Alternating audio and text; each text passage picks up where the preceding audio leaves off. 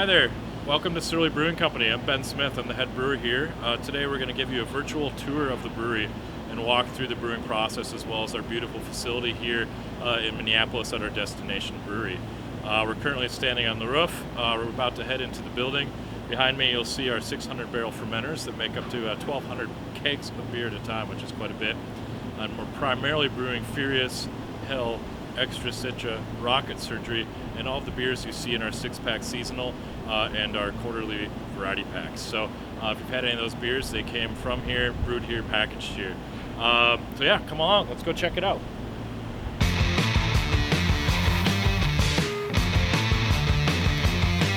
All right, so here we are. We're in the mill room at Surly.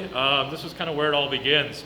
To make beer, you need malted barley, water, hops, yeast, and raw barley itself makes very poor malt because you can't actually get the sugar out of it, so we need to use malted barley. And that's a process where the barley kernel is tricked into thinking it's going to grow into a plant, and it begins breaking down kind of a complex system of proteins and cellulose and basically activating the carbohydrates, which it's going to use for fuel, but we're going to take that and create it to alcohol. Luckily, we don't do the malting ourselves. We work with a bunch of different companies like Simpson's, Wireman, and here in the States, we work with Canada Malting Company, RAR, and they do all the malting for us, and then we get that malt and make beer. So you have two-row base malt, which is your primary sugar source, and that's very kind of basic.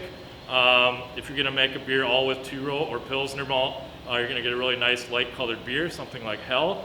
And then we'll add in some interesting specialty malts like crystal malt, roasted malts, and that's going to give you a little bit more complex flavors, colors, and you get into some beers like Furious, which is more of a hoppy red IPA, and then add more dark malt, and you get beers like Darkness, stouts, and other very malt-forward beers. So for a beer like Furious, we're using two-row Golden Promise, which is a heritage variety from the UK. We're also using some Belgian aromatic malt, some crystal malt from the UK, and a little tiny bit of roasted barley. And then we had a lot of hops on the back end. So we need to crack it open. So behind me you'll see the actual mill, and that's just a set of rollers that break it open and allow you access to that carbohydrate source. And from there, we're going to mix it with water and let naturally occurring enzymes already in the malt itself to break down those complex carbohydrates into simple sugars that yeast can eat. And from there, yeast will eat those and basically create CO2 and alcohol with some other stuff as well. But let's go see how that process works on the brew deck.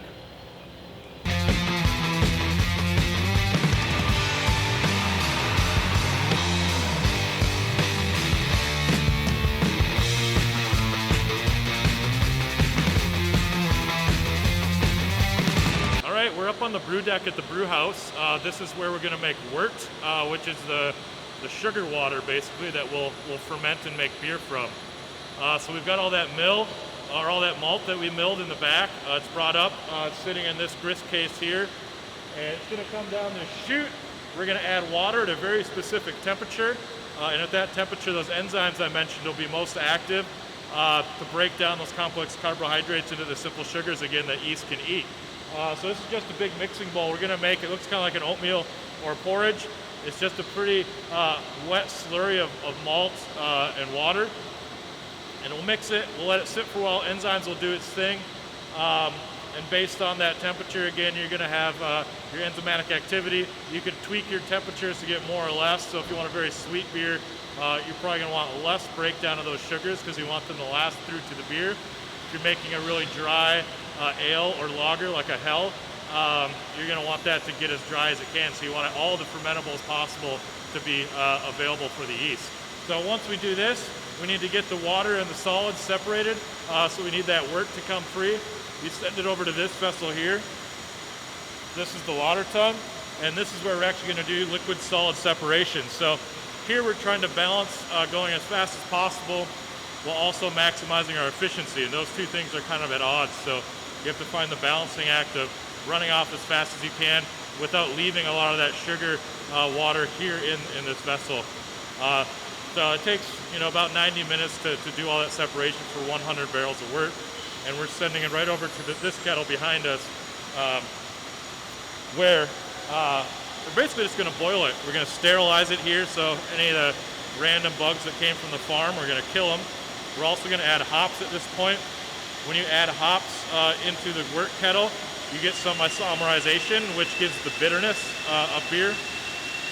So all beer has a little bit of bitterness. Obviously, some beer has a lot of bitterness, so depending on the amount of hops you add at this stage, you get more or less bitterness.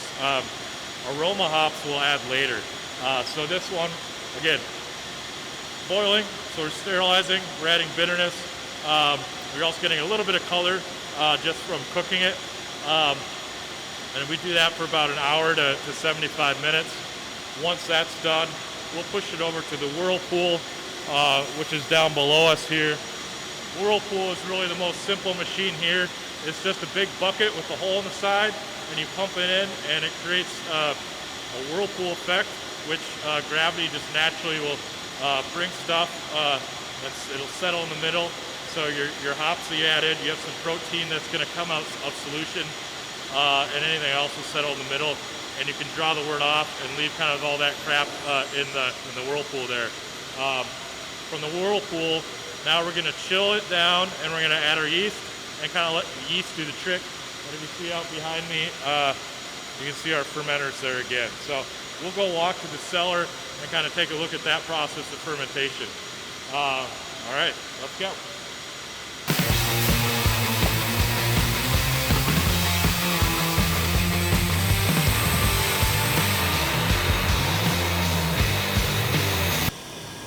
All right, so here we are in the cellar, as we call it. We're below those tanks that we saw at the beginning. And again, these are 600 barrel tanks. They hold up to 1,200 kegs of beer, so that's quite massive. But it's a really cool kind of atmosphere back here. It almost feels like you're on a spaceship, very futuristic, which is awesome. So again, back here we're primarily just fermenting beers. We're also dry hopping beers. Our ales take about 2 weeks from completion. Lager beers take about 4 to 6 weeks. And as we're fermenting our beers, we're also going to harvest and reuse that yeast for future generations. So behind me, I've got our yeast brinks. So once a beer is done fermenting, which usually takes 4 to 6 days for ales, we'll harvest that yeast for the next week's batches of beer. And then usually most of our beers get dry hopped, so we're adding hops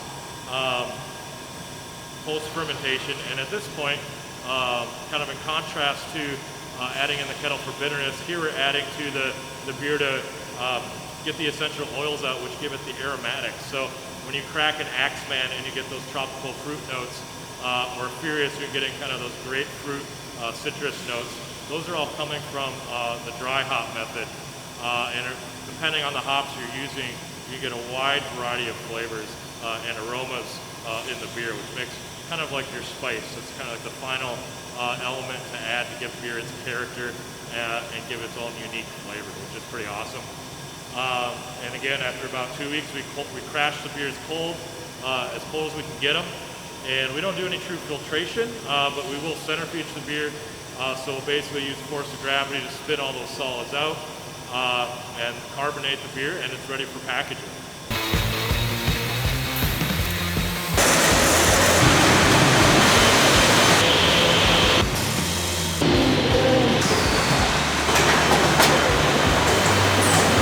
Now we're in our packaging hall. At Surly, we primarily package our beer into cans. We're running 16-ounce and 12-ounce cans here. This machine can run up to 200 cans per minute on 12-ounce and about 180 cans per minute on 16. We're also kegging beer here, can do about 2 kegs a minute. So this place is really humming when we're busy. We can run up to about 6,000 cases of beer a day, which is pretty impressive. At our other facility in Brooklyn Center, we're running just 16-ounce cans, and that's mostly our small batch releases and some bottles for brands like Darkness. Well, thanks for joining me, everyone, on a virtual tour of Surly's destination brewery.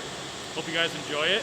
Hopefully at some point past COVID, we'll begin doing tours in person again. But in the meantime, please continue to support Surly and shop Surly. With that, I think it's time for me to go get a beer. Thanks, everybody.